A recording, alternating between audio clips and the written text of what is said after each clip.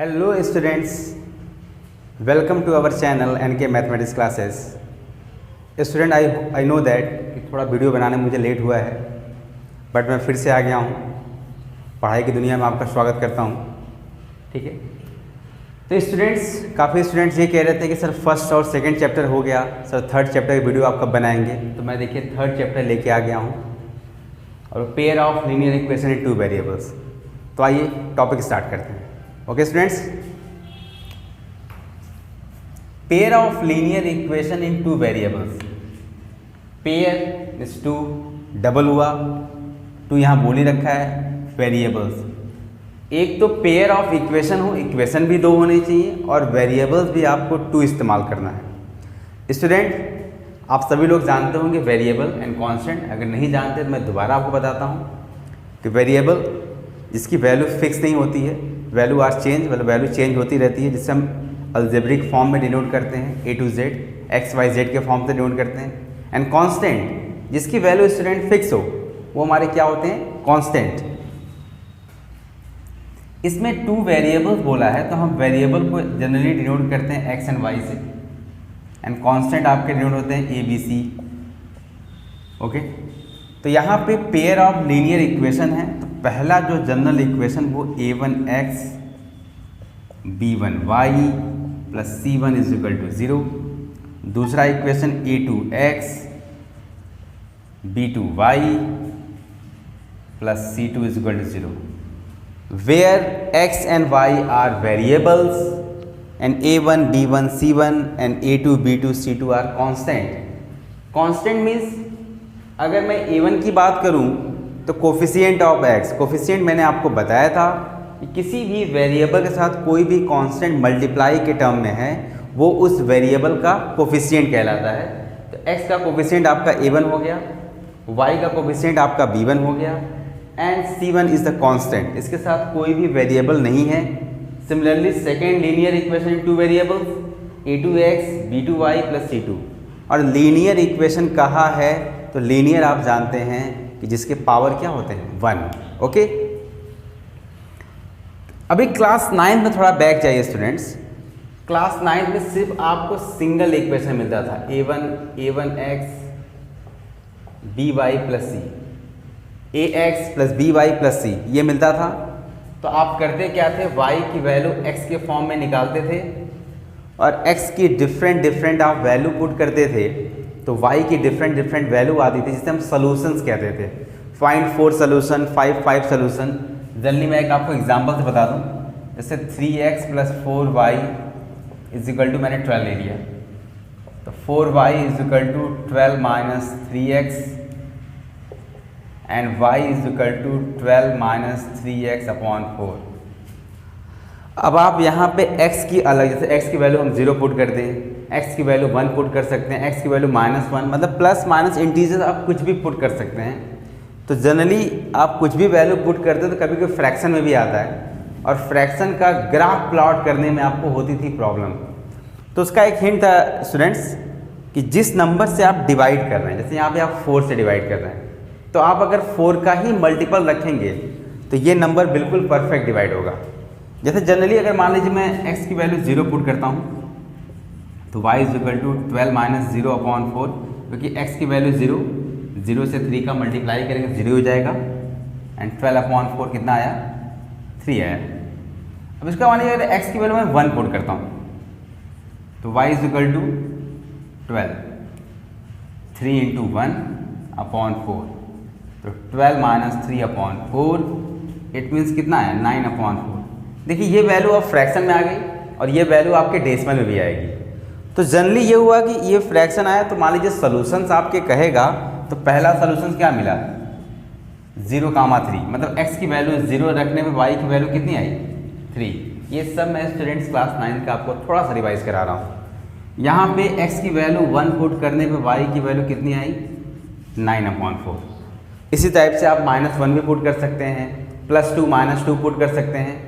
आप infinite number यहाँ पे प्लॉट मतलब रिप्रेजेंट मतलब पुट कर सकते हैं कि आपको कोई बाउंडेशन नहीं है, बट आप इतने बड़े नंबर भी पुट नहीं कर देते कि आपको प्लॉट करने में प्रॉब्लम हो, ग्राफ प्लॉट करने में। ठीक है, तो जनरली क्या है, मैंने आपसे भी कहा कि जिस नंबर से आप डिवाइड कर रहे हैं अगर आप उसी का मल्टीपल प्रूफ लगाते पुट करते तो कोई दिक्कत नहीं होता। तो मैं अगर यहाँ पे x की वैल्यू 4 पुट करूँ, जब ये क्या हुआ मल्टीपल ऑफ 4, तो y is equal to 12 3 into 4 upon 4, it means 12 minus 12 upon 4, 0 upon 4 क्या है 0। ठीक, तो कहने का मतलब x की वैल्यू 4 रखने पे y की वैल्यू कितना है 0, ये भी आप प्लॉट कर लेंगे। अगर आप x की वैल्यू मान लीजिए 8 पुट करते हैं तो y 12 3 into 8 upon 4, 12 minus 24, it means minus 12 upon 4 minus 3। तो क्या देख रहे हैं आप, फ्रैक्शन में तो नहीं आ रहा, आप मल्टीपल ऑफ 4 पुट करेंगे। फिर इसके बाद 4 5 सोल्यूशन निकालने के बाद आप ग्राफ प्लॉट कर रहे हैं और आप लीनियर इक्वेशन पढ़ रहे हैं। ये क्लास 9 से ही क्लियर था कि लीनियर इक्वेशंस के जो ग्राफ आते हैं वो बिल्कुल स्ट्रेट आते हैं। अभी चैप्टर 2 में भी यही बात है कि अगर वहाँ पे लीनियर इक्वेशन किया तो उसका ग्राफ आपको बिल्कुल स्ट्रेट लाइन मिल रहा था। ठीक है, तो ये तो क्लियर है कि लीनियर इक्वेशन के ग्राफ बिल्कुल स्ट्रेट जाएंगे, लेकिन इक्वेशन 1 नहीं है, इक्वेशन पेयर ऑफ है, इक्वेशन 2 है। तो हो सकता है एक लाइन ऐसे जाए, 2 लाइन होते वो भी स्ट्रेट जाए, हो सकता है दोनों लाइन आपस में आके इंटरसेक्ट कर जाए, हो सकता है कि एक के ऊपर ही दूसरी लाइन भी जा सकती है। तो जब तक आप ग्राफ प्लॉट नहीं करेंगे आपको ये नहीं पता होगा कि ग्राफ हमारा बनेगा कैसे। लेकिन मैं अभी आपको एक मेथड दे रहा हूँ, फार्मूला है जिससे आप पहले ही पता कर लेंगे कि आपका ग्राफ कैसा बनेगा। ये केस का बनेगा, इस केस का ये, इस केस को पैरेलल कह रहे हैं, इस केस को इंटरसेक्टिंग कहेंगे, इस केस को कौन सा इस कहेंगे। बट मैं आपको पूरी अच्छी तरीके डिटेल में बताता हूँ ताकि आपको कोई भी प्रॉब्लम नहीं होगी। जनरली आपका इक्वेशन ये होगा, मैंने यहाँ लिखा भी था, आपको 2 इक्वेशन यहाँ लिख के दे देगा। अब आपसे एक बार इसका आप अगर आप बनाना चाहेंगे तो इसका एक बार आप 4 5 सोल्यूशन सर्च करेंगे जैसे मैंने बताया भी, और एक बार आप इसका 4 5 सोल्यूशन निकाल के दोनों को एक ही सेम ग्राफ पे प्लॉट करना है। सिंगल ग्राफ पे ये दोनों लीनियर इक्वेशन को आपको प्लॉट करने हैं। तो मैं आपको केस बता रहा हूँ कि आपको कंपेयर करना है कोफिशिएंट, जैसे पहले से A1 B1 एंड C1। ठीक है, दूसरे केस से A2 B2 एंड C2। तो A1 upon A2 is not equal to B1 upon B2 आया पहला केस। अगर A1 A2 B1 B2 का रेशियो ले और वो दोनों आपस में इक्वल नहीं आए तो इस केस को बोलते हैं इंटरसेक्टिंग लाइन। ये लाइन इंटरसेक्टिंग मतलब ग्राफ आपका 100% ऐसा बनेगा। देखिए, सिर्फ इससे चेक करते ही आपको पता चल गया कि ग्राफ इंटरसेक्टिंग होगा। और इसी का अगर आप सलूशन की बात करेंगे तो ये बोलते हैं यूनिक सलूशन, मतलब इसका सलूशन सिर्फ एक मिलेगा, यूनिक सलूशन मिलेगा, क्योंकि ये एक पॉइंट पे इंटरसेक्ट किया है। एक पॉइंट पे इंटरसेक्ट किया है तो 1 सलूशन मतलब यूनिक सलूशन। ये आप चेक कीजिए और पहले ही आप सॉल्यूशन निकालिए, फिर आप ग्राफ प्लॉट करिएगा। देखिए ग्राफ आपका इसी केस में आएगा। तो आप ग्राफ प्लॉट करने से पहले ही बता देंगे कि हमारा ग्राफ का जो फिगर होगा वो कैसा है। केस नंबर 2, मान लीजिए हमेशा ऐसा क्वेश्चन तो मिलेगा नहीं कि आपको ये बराबर ही मिले। ठीक है, तो दूसरा case A1 upon A2 is equal to B1 upon B2 हो गया। चलिए A1 upon A2 is equal to क्या हो गया, B1 अपॉन B2।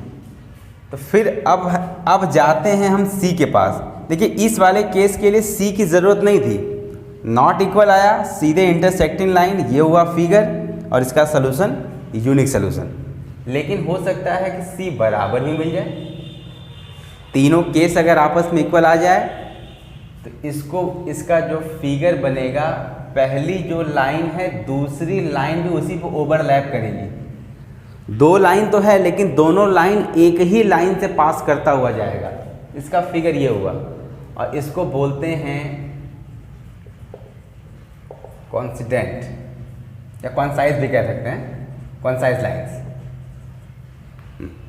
तो कहने का मतलब ये हुआ कि ये कॉन्साइज करेगा, मतलब एक ही लाइन दूसरे लाइन पे ओवरलैप करेगा, और ये होता है इनफाइनाइट मेनी सॉल्यूशन। मतलब ये जो इसका सॉल्यूशन मिलेगा वो इनफाइनाइट मिलेगा। क्यों? क्योंकि ये जो लाइन है वो इनफाइनाइट पॉइंट पे इंटरसेक्ट करते हुए जा रही है। हमें नहीं पता वो पॉइंट क्या है, लेकिन पॉइंट एक दूसरे पे ओवरलैप किया है तो इनफाइनाइट पॉइंट तक ये करेगा।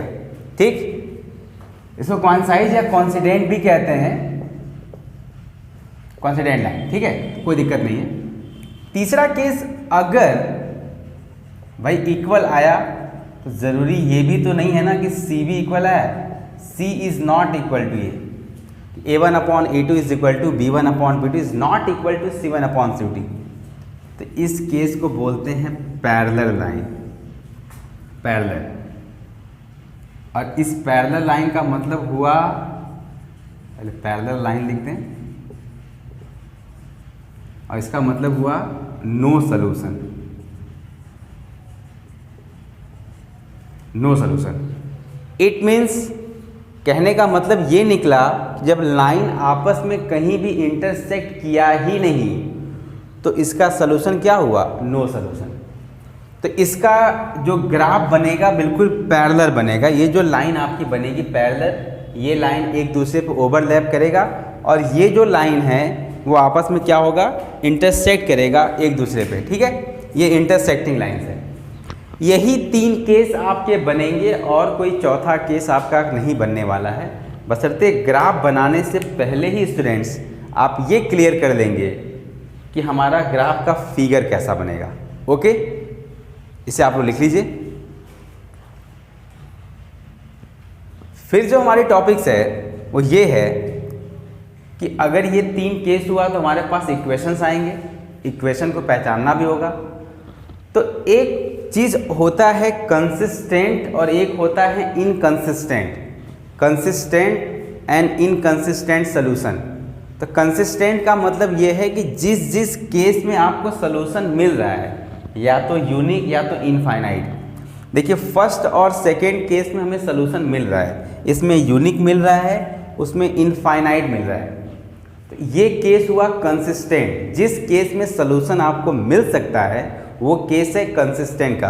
और इस केस में parallel line no solution, solution मिला ही नहीं, ये आपका इनकंसिस्टेंट केस है। ठीक है, जिस केस में आपको सॉल्यूशन मिलेगा वो कंसिस्टेंट है, और जिस केस में आपको सॉल्यूशन नहीं मिला वो क्या है? इनकंसिस्टेंट का केस है। क्लियर? कंसिस्टेंट इनकंसिस्टेंट, मैंने कंसिस्टेंट इनकंसिस्टेंट आपको बताया। कंसिस्टेंट का वो केस बताया कि जिस केस में आपको सॉल्यूशन मिलेगा वो कंसिस्टेंट है, जिस केस में आपको सॉल्यूशन नहीं मिला वो inconsistent. Intersecting, concise and parallel line, ये तीन केस हुआ। तो उसी में एक फर्स्ट क्वेश्चन लिया हुआ एक्सरसाइज 3.1। पहला क्वेश्चन ऐसे वर्ड प्रॉब्लम में आएगा। पहले वर्ड प्रॉब्लम आपको अच्छे से रीड करना है, पढ़ना है, फिर उसके बाद आपको दो इक्वेशन क्रिएट करनी है। तो क्या कह रहा है कि Aftab tales his daughter 7 years ago I was 7 times as old as you were then also 3 times from now I shall be 3 times as old as you will be. Represent this situation algebraic and graphically. एक तो आपको algebraically बताना है, मतलब क्या? x y z के form में आना चाहिए, मतलब x y के फॉर्म में, और ग्राफिकली बताना है।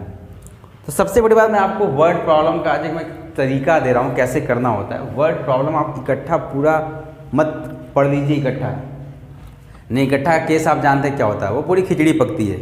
और अगर खिचड़ी ही पका के खाना है तो सारा चीज़ आपका बताना यहाँ वेस्ट हो जाएगा। ठीक है, तो यहाँ पे आप फुल स्टॉप तक पार्ट बाय पार्ट ब्रेक करके पढ़ा करिए। सबसे पहला काम, आफ्ताब टेल्स हिज डॉटर, मतलब आफ्ताब अपनी डॉटर से कह रहा है, मतलब बेटी से कह रहा है। इसका मतलब यहाँ पे दो केस है, एक तो केस आफ्ताब का है, एक उसके डॉटर का है। तो आपको एज्यूम करना होगा present age of Aftab,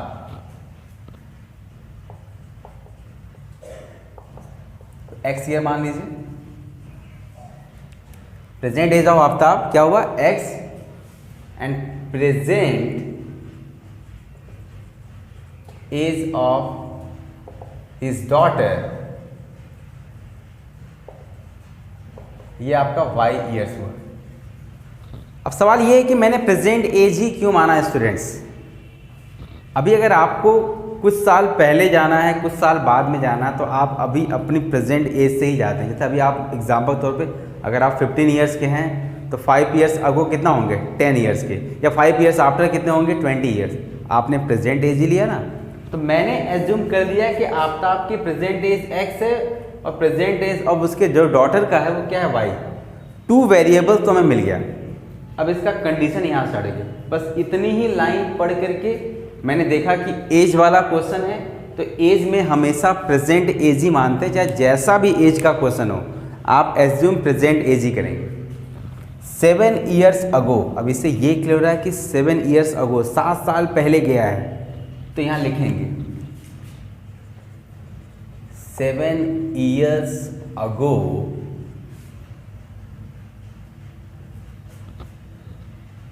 Aftab age was, क्या होगा x माइनस 7 ईयर्स। फिर वही बात, 7 साल पहले जा रहा है तो हमें माइनस करना होगा। फिर same 7 years ago his daughter age was,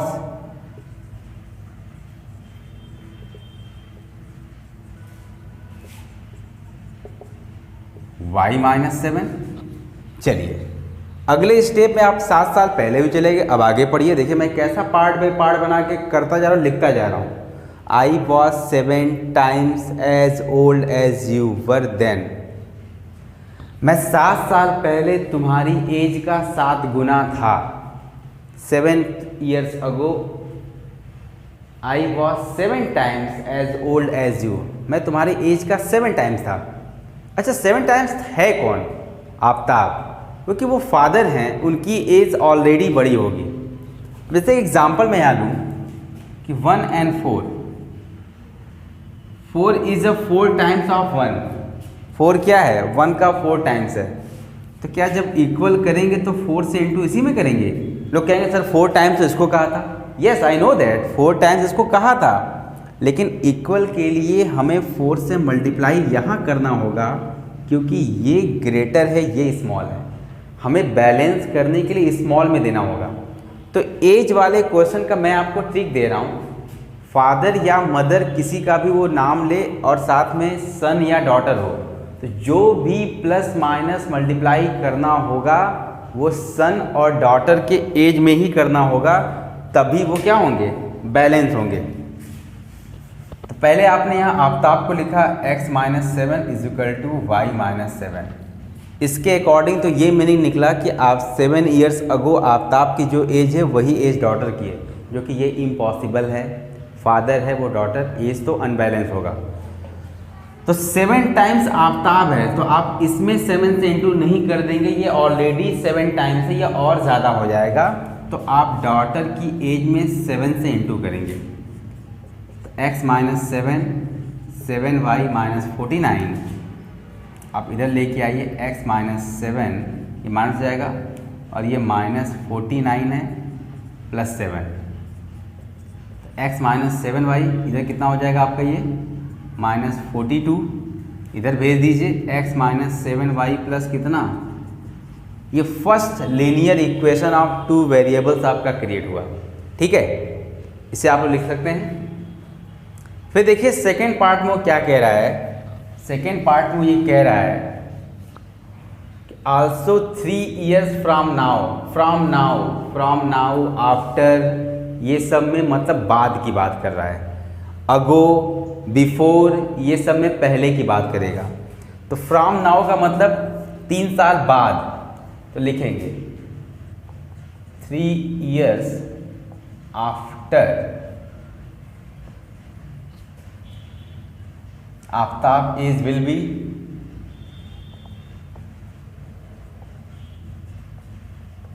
will be, क्योंकि प्रेजेंट की बात हो रही है, x प्लस 3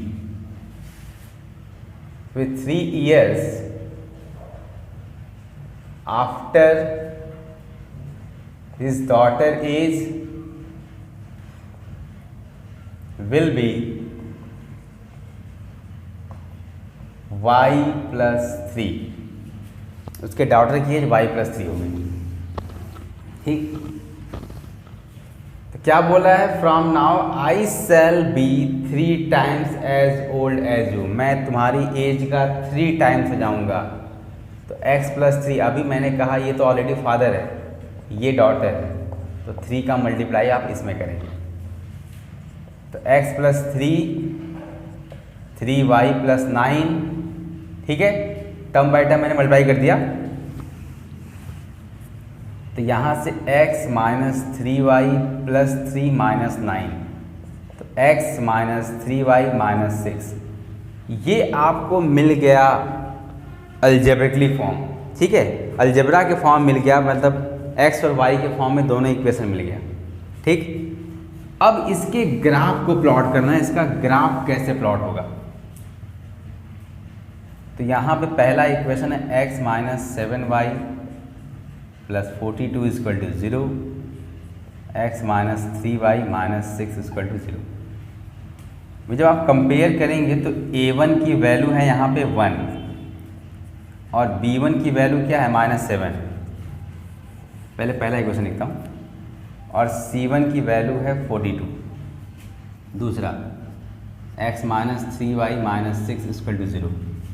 यहाँ से a2 की x है 1, b2 की y है -3 और c2 कितना है -6। ठीक है, तो मैंने आपको कंपेयर करना बताया था कि a1 और a2। ठीक है, तो हमने पहला केस लिया था कि a1 upon a2 is not equal to आए b1 अपॉन b2 को। तो आइए चेक करते हैं, a1 अपॉन a2, 1 अपॉन 1 क्या है, 1 आया। फिर चेक करिए b1 अपॉन b2, b1 आपका -7 है और b2 आपका -3 है, ये कट के 7 अपॉन 3 मिला। 1 is not equal to 7 upon 3, it means a1 upon a2 is not equal to क्या मिला, मतलब कौन सा केस हुआ, इंटरसेक्टिंग का, मतलब हमारा ग्राफ जो बनेगा वो ये बनेगा। ठीक है, इतना ये लिख लीजिए आप लोग।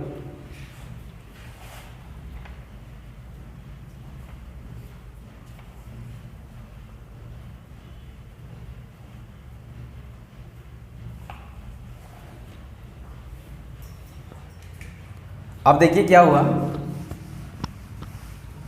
यहाँ तक तो आपने कर लिया, ग्राफ इंटरसेक्टिंग आएगा। तो बस वही बात, आपका जो पहला इक्वेशन है, ठीक है, तो x plus 42 is equal to क्या हुआ, ये इधर मैंने भेज दिया प्लस हो गया, and y is equal to x plus 42 upon 7। वही बात आ गई, देखिए डिनोमिनेटर में 7 आ गया। मैंने आपसे कहा भी था कि आप ऐसी वैल्यू पुट कीजिए जो 7 का आप मल्टीपल होना चाहिए। सबसे पहले x की वैल्यू आप 0 पुट कर लीजिए, तो y की वैल्यू आएगी 42 अपॉन 7, कितना है 6। तो पहला सोल्यूशन आपको मिला 0,6। अगर आप x की वैल्यू 7 पुट करते हैं तो y is equal to 7 plus 42 upon 7, तो 49 अपॉन 7 कितना आया, 7। या आप जनरली आप नेगेटिव पुट कर सकते हैं। अगर आपने -7 पुट किया है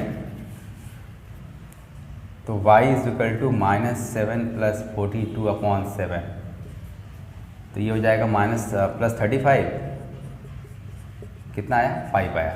तो एक सोल्यूशन आपको मिला कि x की वैल्यू -7 रखा, y कितना आया आपका 5 आया। यहाँ से x की वैल्यू भी 7 आई, y की वैल्यू 7 आई। 2-3 सोल्यूशन आपको यहाँ से एक आध और भी निकाल सकते हैं, और same to same second equation से भी 2-3-4-5 सोल्यूशन आप निकाल करके जब आप ग्राफ प्लॉट करेंगे स्टूडेंट्स, तो आप ये देखेंगे वो ग्राफ टोटली इंटरसेक्टिंग आएगा। तो स्टूडेंट्स ये पहले जो एक्सरसाइज में ये 2-3 क्वेश्चंस हैं, ये तीनों क्वेश्चन के सेम प्रोसेस हैं। आपको पहले वर्ड प्रॉब्लम को मैंने पढ़ने का एकदम आसान तरीका बताया, कि पार्ट बाय पार्ट पढ़ के आप इक्वेशन बनाइए। इक्वेशन बनाने के बाद जब दोनों इक्वेशन हो जाए तो वो 3 केस दिया है मैंने, तीनों केस पे आप चेक करिए कौन सा केस है, तो पहले ही क्लियर हो जाएगा आपका कि ग्राफ क्या बनने वाला है, फिर आप प्लॉट कर लेंगे। ठीक है, ये तो मेरे अभी फर्स्ट पार्ट थे जो मैंने अभी आपको चढ़। अभी आगे आपको मुझे बताने हैं elimination method, substitution method, cross multiplication method अभी बहुत हैं।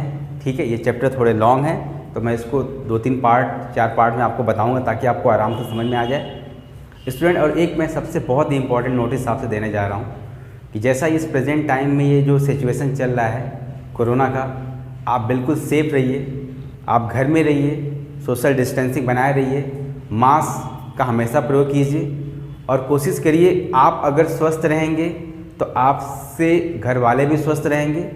और इस वक्त का सिचुएशन यही है कि अगर आपकी हेल्थ सही है तो आप सही हैं।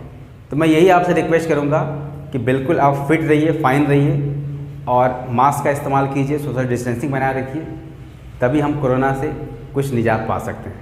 तो स्टूडेंट आई होप ये वीडियो आपको पसंद आई होगी। अगर वीडियो आपको पसंद आती है तो हमारे चैनल को आप सब्सक्राइब कर लीजिएगा और बेल आइकन जरूर प्रेस कर लीजिएगा। और स्टूडेंट हमारे वीडियोज़ को उन स्टूडेंट को भी आप फॉरवर्ड करते रहिए जिन्हें बिल्कुल स्टडी की ज़रूरत हो, जिनके लिए मैं बहुत ईजी तरीके से स्टडी लेके आया हूँ, तो आप उन्हें फॉरवर्ड भी करिए। Okay, thank you.